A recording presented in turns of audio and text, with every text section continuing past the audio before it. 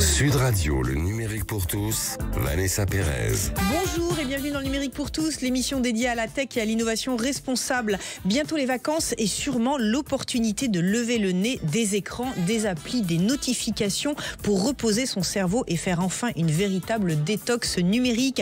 Avec nos invités aujourd'hui, on essaiera de comprendre pourquoi il est essentiel pour notre cerveau de décrocher et quels sont les bienfaits d'une telle détox. Le numérique pour tous spécial détox numérique, c'est tout de suite et c'est sur Sud Radio. Sud Radio, le numérique pour tous, Vanessa Pérez. Et pour commencer cette émission, un homme qui analyse ce qui se passe dans notre cerveau et l'impact des sollicitations du quotidien sur notre esprit et notre corps, j'ai nommé Michel Desmurger. Michel, bonjour, vous êtes docteur en neurosciences et auteur de plusieurs livres, notamment le fameux pamphlet, Faites-les lire, en parlant de nos enfants. Alors Michel, avec vous, on parlait de détox digital, un concept qui devient une nécessité impérieuse car notre cerveau n'a plus la capacité de gérer tout ce que l'univers digital lui fournit. Expliquez-nous pourquoi. Oui, parce qu'on pensait que ça allait nous simplifier la vie, mais en fait, il y a cette étude de Microsoft là qu'ils ont évoquée dans les médias la semaine passée, qui montre par exemple au travail que les gens reçoivent plus de 100 mails par jour, qui sont interrompus toutes les 2 minutes dans leur pensée, dans leur cheminement. Il y a ces mails, il y a les sollicitations, il y a les SMS, et en fait, le cerveau, il a plus d'espace de respiration, il est sans arrêt sollicité. Et au bout d'un moment, ça le stresse, il a du mal à traiter l'information. En fait, on est surstimulé par cette information. Plein d'études qui montrent que cette surstimulation, elle a des effets assez négatifs sur nos capacités d'attention, d'impulsivité, d'apprentissage, de réflexion, etc. Donc voilà, au lieu de nous aider, le numérique fait en sorte... Avant, quand on voulait parler à quelqu'un, quand on voulait lui envoyer un courrier, c'est compliqué, donc on réfléchit. Maintenant, on envoie des mails à 20 destinataires en même temps, on en envoie sans arrêt, et on est sans arrêt interrompu, et le cerveau, il a plus le temps de faire alors son justement, boulot. vous qui êtes un expert du cerveau, expliquez-nous ce qui se passe concrètement, justement, dans la boîte crânienne, quand il y a cette hyper-sollicitation. Simplement, allez, on va revenir aux fondamentaux des cours de sciences. Alors, il y a deux choses. Le cerveau n'est pas fait pour cette surstimulation sensorielle. C'est-à-dire, si vous prenez des animaux, par exemple, et que vous les élevez dans cette surstimulation sensorielle, ils vont avoir des problèmes de concentration, ils vont avoir des problèmes d'impulsivité. Et nous, les humains, c'est pareil. Le cerveau, en fait, il a besoin de périodes de respiration. On parle toujours d'ennui, comme si, l'ennui, on a l'impression que c'est quelque chose où le cerveau se repose. Pas du tout. L'ennui, c'est des phases pendant lesquelles le cerveau fait le travail qu'il peut pas faire quand on est sollicité. C'est un peu comme le sommeil. C'est un peu comme quand vous rentrez dans un magasin et vous êtes vendeur dans le magasin, les gens rentrent et puis entre 2 clients, vous rangez, vous regardez vos stocks, etc. Le cerveau, il fait pareil, il s'occupe, il range les choses, il régule. En fait, il fait la maintenance de l'organisme. Et quand il n'a pas ces trucs, c'est plus compliqué pour lui. Et il y a une deuxième chose, c'est que le cerveau, il n'est pas fait pour faire 2 choses à la fois. Vous savez, toute cette idée du multitasking, on sait faire. En fait, pas du tout. Le cerveau, c'est un bon vieux processeur monotâche. On fait une chose à la fois. Et quand on a plusieurs choses à faire, on jongle entre les tâches. Donc, il y a énormément de ressources et d'énergie cérébrale qui est pris dans ce jonglage. On fait une tâche, on la met en mémoire, et puis on fait l'autre, et puis donc ça prend plus de temps, on fait plus de fautes, et puis surtout on mémorise moins bien ce qu'on fait. Puis surtout c'est un stress parce que les gens se disent toujours il y a une notification qui arrive et vous êtes là, et puis les gens se disent on va repartir d'où on en était. C'est-à-dire même quand on répond pas à la notification, c'est pas du tout ça. C'est-à-dire que il faut reconstruire le train de la pensée, et plus la pensée est exigeante, plus on est sur une tâche complexe, et plus on met de temps pour revenir et pour reconstruire ça. Ça va entre quelques secondes à plusieurs minutes pour revenir là où on en était. Donc c'est un temps. Et puis le dernier point, si je peux aussi, c'est que il y a des failles dans nos ressources cérébrales. C'est-à-dire que non seulement il y a les notifications, et on en parle souvent, mais il suffit pas d'éteindre les notifications. Il y a une étude géniale qui montre sur des étudiants que quand vous éteignez leurs notifications, par exemple sur le portable, ils vont consulter leur portable 2 fois plus. Au lieu de le regarder 50 fois par jour, ils vont le regarder 100 fois par jour. Et au lieu d'y être 3 heures par jour, ils vont y être 4 heures. Parce qu'en fait, notre cerveau, quand on trouve de l'information sur notre environnement, notre cerveau nous récompense. Vous savez, Néandertal, il se promenait, puis il y a un buisson qui bougeait, et il se disait, est-ce que c'est quelque chose qui va me bouffer? Est-ce que c'est quelque chose que je vais pouvoir manger? Ou est-ce que c'est le vent? Et quand on trouve l'information, c'est important pour la survie de l'espèce, et donc ça a été récompensé. Et là, on a ce portable, et il y a toujours possiblement là-dedans de l'information, et on a toujours cette impulsion, même quand il n'y a pas de notification, d'aller le voir. À tel point de remplir le vide. Ouais, on est en train de parler là, et s'il y avait un téléphone portable éteint posé entre nous, je comprendrais moins, je serais moins attentif à ce que vous me racontez, montrent les études, parce que il y aurait toujours, même si c'est inconscient, ça préserve une partie des ressources cognitives. C'est la charge mentale qui continue. Ouais, donc il y a les notifications, il y a sans arrêt le fait que ça vous crée une espèce de surcharge intellectuelle et cognitive, mais il y a aussi le fait, il y a cette motivation à trouver de l'information, et les deux font oui, le cerveau devient neuneux, pardon pour l'expression, oui. Alors Michel, on parle beaucoup de santé mentale en ce moment, et on commence à vraiment réaliser qu'il y a une corrélation totalement étroite sur l'impact de ces objets numériques sur notre santé mentale. Est-ce que vous avez le sentiment qu'on se pose les bonnes questions justement et qu'on cherche les véritables bonnes causes pour traiter notre santé mentale? Non, alors il y a plus qu'une corrélation, il y a une causalité, c'est-à-dire que ça marche dans les deux sens. C'est-à-dire que il est clair maintenant et clairement établi que plus on va passer, notamment les ados et les enfants qui ont une particulière vulnérabilité cérébrale, plus ils vont passer de temps sur les écrans et plus ça va dégrader leur santé mentale, notamment sur les réseaux sociaux. C'est intéressant, il faut que les gens sachent quand même que c'est pas seulement des chercheurs des études ou des gens qui seraient, je sais pas, c'est pas une opinion, c'est-à-dire que les documents internes de ces entreprises, TikTok, Meta, démontrent que ces gens savent que ça a des impacts négatifs sur la santé mentale. Il y a des procès monumentaux aux États-Unis contre ces compagnies. Donc en fait, plus les gamins passent de temps sur les écrans, plus leur santé mentale se dégrade, et plus leur santé mentale se dégrade, plus ils passent de temps, plus ils vont passer de temps sur les écrans. Et non, je pense qu'on n'a pas pris la mesure du problème. Ça commence, c'est-à-dire que tout le monde constate qu'il y a une crise de la santé mentale partout dans le monde, en tout cas partout dans les pays industrialisés. Il y a une explosion, voilà, de l'anxiété, de la dépression, des tentatives suicidaires, du TDAH, de tout un tas de troubles. Et alors, tout le monde est d'accord là-dessus, même avec la plus mauvaise foi. Alors on nous dit encore, c'est la situation économique, c'est le réchauffement climatique. Les études montrent que ça peut jouer un rôle, mais quand on prend clairement les études, la causalité et l'impact des écrans n'est absolument plus discutable maintenant. Alors justement, Michel, on parle... Oui. Juste, il y a un truc qui est intéressant pour le montrer, c'est que vous prenez des ados qui regardent 3 heures par semaine, et c'est dans cette idée de détox. Prenez des ados 3 heures par semaine, et puis vous réduisez la durée d'écran à 1 heure. Et vous faites ça pendant 15 jours. Et si vous faites ça juste pendant 15 jours, vous avez une amélioration nette et significative de tous les facteurs de santé mentale. Donc s'il y a une preuve de causalité qu'on veut, c'est bien celle-là, réduisez le temps d'écran et ça ira mieux. Alors Michel, vous parlez effectivement de cette bombe à retardement sur notre cerveau, mais semble-t-il sur notre corps aussi. Les écrans, à terme, risquent d'avoir des impacts non négligeables, et ça a déjà commencé? Oui, c'est un désastre. Alors, chacun prend par le petit bout de la lorgnette, mais c'est un désastre sanitaire. C'est le prochain grand scandale de santé publique. Donc, il y a des effets, sur la sédentarité. Alors, il faut que les gens comprennent que la sédentarité, c'est pas le manque d'activité physique. La sédentarité, c'est rester assis. Le fait que, par exemple, vous allez courir 2 heures tous les soirs, si vous restez 2, 3, 4 heures assis, vous allez quand même avoir des effets négatifs sur votre espérance de vie, sur votre système cardiovasculaire, etc. Avec des idées, ça se passe au niveau de la machinerie musculaire qui va absorber tout un tas de déchets organiques et les traiter. Et quand on reste assis trop longtemps, elle se met en veille, la machinerie musculaire. Donc voilà, donc il y a la sédentarité qui est quand même un problème sur l'espérance de vie.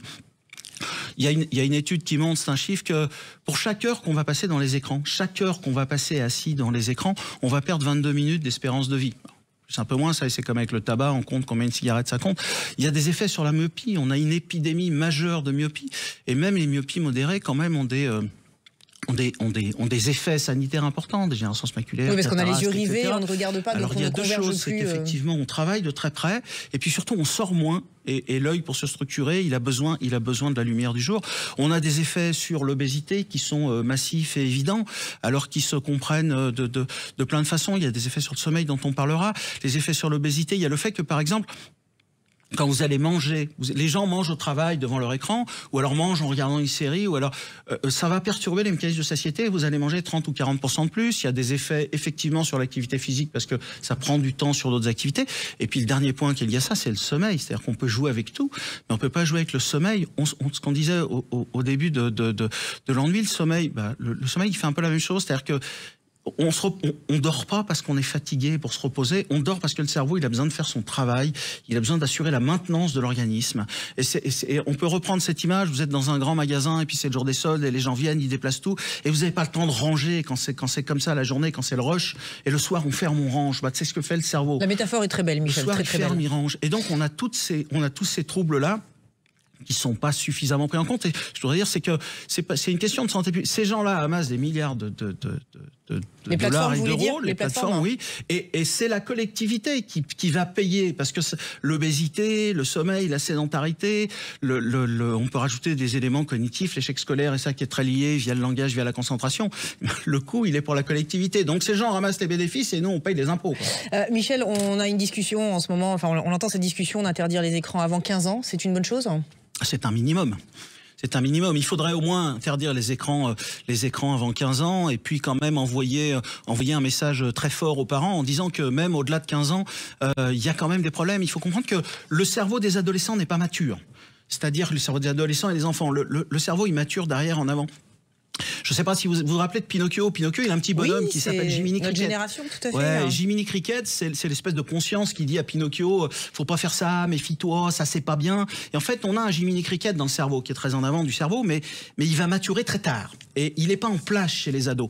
Et des choses qui vont avoir des impacts importants en termes de santé mentale, en termes d'addiction aussi, vont avoir peu ou pas du tout d'effet à l'âge adulte. On n'a pas parlé de l'addiction, mais l'étude, les pourcentages d'addiction, l'addiction au smartphone selon les dernières études, alors il y en a qui parlent d'usage problématique, mais peu importe, c'est 25% sur quasiment sur les ados. La dernière étude, l'étude la plus effrayante que j'ai vue, c'est une étude HBC, c'est une étude de l'OMS, c'est pas des dangereux gauchistes, hein, l'OMS, hein, c'est pas des dangereux sociopathes, et l'OMS a fait cette étude-là en France. En France, on a, sur des enfants de 11 ans, ces gamins n'ont même pas le droit légalement d'aller sur les réseaux sociaux.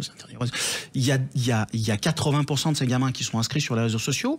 Il y en a plus de 30% qui sont, je cite l'étude, constamment connectés, constamment en contact et constamment là-dessus. Et il y en a 10%, on a 10% de gamins de 11 ans qui sont déjà en état d'addiction, avec tout ce que ça peut comporter derrière, de troubles du sommeil, de l'apprentissage, de l'impulsivité, de désorganisation dans la vie.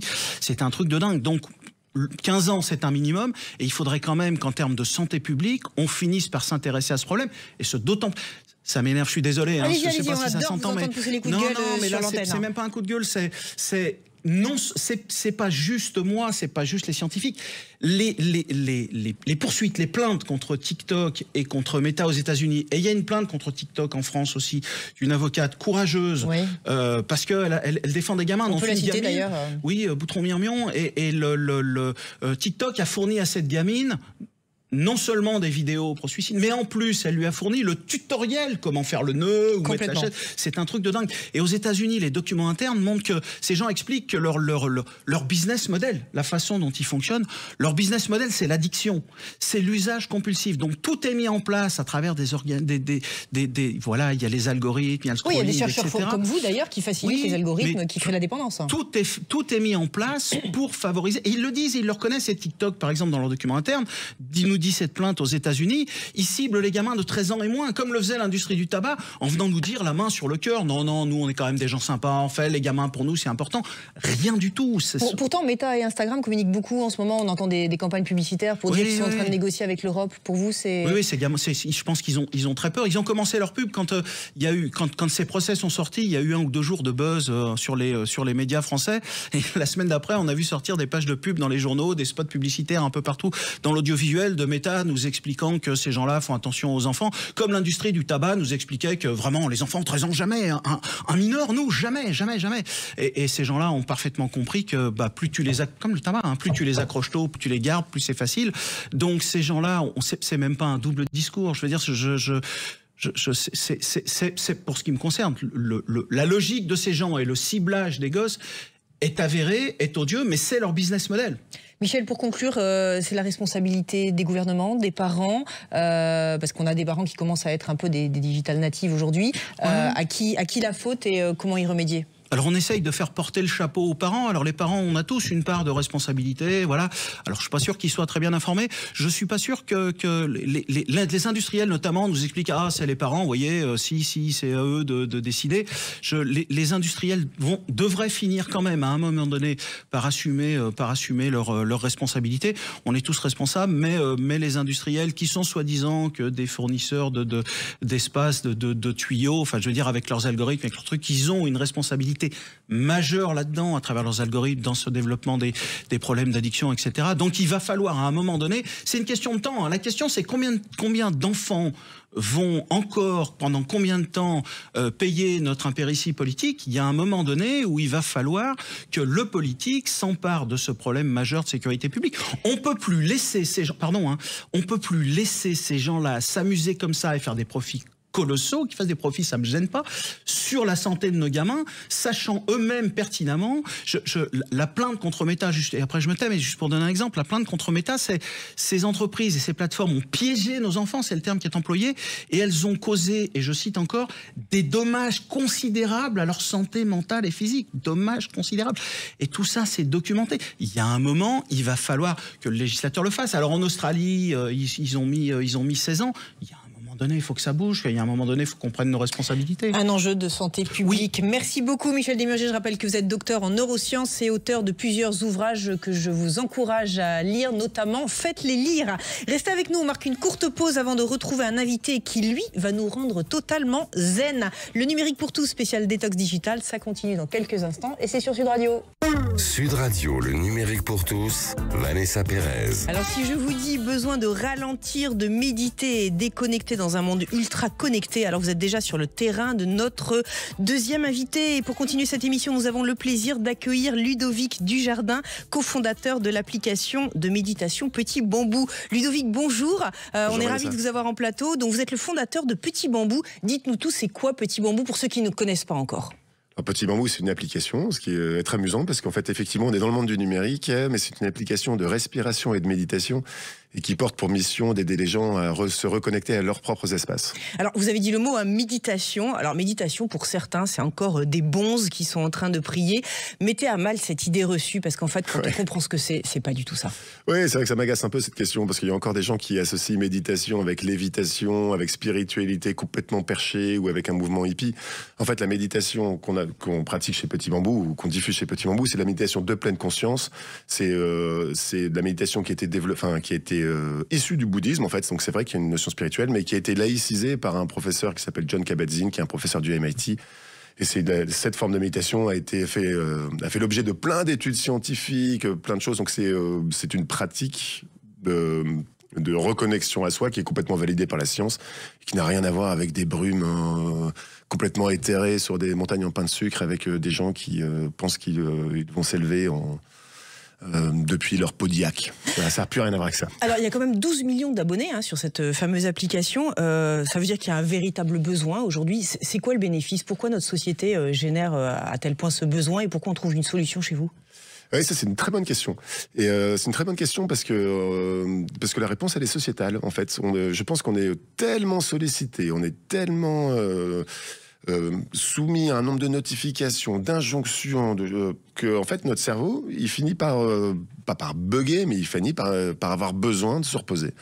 Il finit par avoir besoin de calme, besoin de temps où il n'est pas trop sollicité, de temps où on observe son fonctionnement. Et la méditation de pleine conscience, donc, est une très bonne pratique pour ça. Concrètement, qu'est-ce qui se passe quand on se connecte justement à votre application? Donc, on la charge sur Android ou sur iOS. Ouais, c'est ça. Qu'est-ce qui se passe? Quelle expérience on vit? Déjà, il y a une chose que j'aime bien et je tiens et ça bougera pas, c'est que déjà, il se passe 5 secondes où il se passe rien. C'est-à-dire que vous allez avoir le logo qui va mimer une respiration et il ne se passe rien pendant ce temps-là. Donc, vous récupérez déjà 5 secondes d'espace. Ensuite, vous avez un catalogue de méditations qui sont des méditations soit pour apprendre à méditer, soit des méditations qui sont thématisées, donc, qui vont de gestion des addictions, ou traverser un deuil, expérimenter la joie, gestion que sais-je. En fait, on a plus de 1500 méditations. Vous choisissez les méditations que vous voulez lancer. Et puis ensuite, il y a juste rien à faire. Alors que vous disent vos utilisateurs, j'aimerais bien savoir concrètement, justement, une fois qu'ils ont vécu cette expérience, ils la continuent apparemment, puisque l'application vit très bien, mais quel changement, quelle transformation ou quel bénéfice concret en tire-t-il? Alors les bénéfices concrets, en fait, alors on a plein de témoignages, mais c'est très difficile pour moi de vous dire les bénéfices concrets, parce que la méditation en elle-même porte cette idée qu'on le fait on médite pour méditer, on ne médite pas pour quelque chose. Ce qui est très contre-intuitif dans notre société. Oui, utilitariste quelque part, ouais. Ouais, et en fait, exactement. Donc là, en fait, c'est plutôt méditer pour méditer, vous verrez bien ce que ça vous fait. Donc ce que je peux vous dire, c'est que les témoignages qu'on a, ça améliore beaucoup le sommeil pour pas mal de gens, ça améliore le niveau de stress perçu, ça améliore leur capacité attentionnelle, leur capacité de concentration, de focalisation. Il y a des gens qui méditent pour être plus performants en sport, des gens qui méditent pour se sentir mieux au travail, il y a des gens qui sont... Bon, oui, que sais-je. Donc, globalement, ce que je pourrais dire, c'est que la méditation, ça améliore sa qualité de présence à ce qui est là. En fait, en vous écoutant, j'ai le sentiment que ça crée une forme de nettoyage, et je mets des guillemets, du cerveau, ce qui est hyper sollicité. Et en fait, on va permettre à tous ces neurones, tout ce qui est dans notre boîte crânienne, en fait, de retrouver une forme d'équilibre pour mieux apprécier l'environnement. Ouais, alors il y a un peu de ça. Je trouve que le sommeil fait très bien ça. Et la méditation, c'est presque un autre niveau. C'est-à-dire qu'on va regarder ce qui se passe dans notre fonctionnement mental. Et en tout cas, moi, pour ma propre pratique de la méditation, je me suis dit quand même, la première fois que j'ai médité, que j'ai regardé le nombre de pensées qui traversaient mon cerveau, j'ai fait waouh! C'est quand même un sacré foutoir là-dedans. En fait, il y a des pensées qui arrivent dans tous les sens, il y a des pensées qui arrivent alors que je devrais dormir, il y a des pensées qui arrivent alors que je devrais être présent avec mes enfants. Et en fait, simplement se rendre compte de ce système de génération de pensées et apprendre à regarder les pensées et peut-être leur dire, écoute, cette pensée de rumination, là, il est 23h30, c'est pas le moment. C'est OK que tu sois là, parce que si tu es là, c'est qu'il y a une raison pour laquelle tu es là, mais on se retrouve demain, et là, laisse-moi dormir. Donc la méditation va nous apprendre à faire ce processus-là, ce qui repose effectivement beaucoup notre cerveau. Et vous, personnellement, Ludovic, vous avez une hygiène numérique, justement, de mettre le téléphone de temps en temps de côté pour éviter cette hyper-sollicitation, alors que vous êtes un entrepreneur du numérique? Oui, alors faut toujours être humble par rapport à ça, parce qu'en fait, les forces en présence qui tendent à vouloir nous faire utiliser notre téléphone tout le temps sont très très puissantes. Il y a des capitaux investis incroyables, il y a sur ces sociétés que j'appelle les réseaux asociaux, parce que je trouve qu'ils n'ont rien de sociaux, et je trouve que c'est vraiment très très mal nommé, et c'est étonnant que ça perdure d'ailleurs. Donc moi aussi je suis soumis à ça, donc j'essaie de me mettre des règles que je n'arrive pas à appliquer tout le temps, mais notamment ne pas faire rentrer mon téléphone dans ma chambre. La chambre, c'est le lieu de la lecture et le lieu des câlins, c'est pas le lieu du téléphone. Mark Zuckerberg n'est pas le bienvenu dans mon lit, grosso modo. Et me le rappeler ça fait que bon, voilà, j'arrive à enlever mon téléphone. Et puis j'ai des moments de totale déconnexion. J'ai une pratique artistique qui fait que de musicien, qui fait qu'évidemment à ce moment-là il n'y a pas d'écran, on est juste avec le groupe dans lequel je sévis. Et on joue de la musique, donc pas d'écran. Et j'essaye vraiment de contrôler ça au maximum. Et encore, je trouve qu'il faut rester humble, parce que en fait, c'est très compliqué cette histoire. Et donc en fait, c'est un effort de tous les jours. Ludovic, 3 conseils pour conclure à nos auditeurs. L'été va être l'opportunité peut-être de changer un petit peu ses habitudes. 3 conseils pour aller mieux et pour se détoxifier, on va dire, de tout ce qu'on a vécu pendant l'année. Faites des choses que vous aimez. Allez à la rencontre de la nouveauté. Mettez-vous dans une certaine forme d'audace, d'imprudence. Le téléphone, en fait, je trouve qu'il a cette fonction de remplir le vide qui nous prive de notre audace et de notre imprudence. Réinvitez cette vie, soyez vivants, foutez-vous la paix aussi un peu, là, de pas se mettre trop d'injonctions sur cette détox. Elle va venir toute seule à partir du moment où vous allez faire des choses que vous aimez. Merci beaucoup Ludovic Dujardin. Je rappelle que vous êtes cofondateur de l'application Petit Bambou que l'on retrouve sur les Apple Store et sur Android. Le numérique pour tous, c'est fini pour aujourd'hui. Aujourd'hui, c'était la dernière émission de la saison. Alors merci à vous, un grand merci. Merci d'avoir été là chaque semaine, plus nombreux à nous écouter, plus nombreux à interagir avec nous sur les réseaux sociaux. Cette saison, on l'a vécu ensemble pour faire un pas de côté. Du moins, on a essayé dans un monde de plus en plus connecté, mais qui a besoin chaque jour davantage de prendre du recul. Vous pourrez retrouver toutes nos émissions cet été avec les meilleurs épisodes de la saison à vos horaires habituels. Il est temps pour moi de vous souhaiter un très bel été et surtout de vous dire à très vite.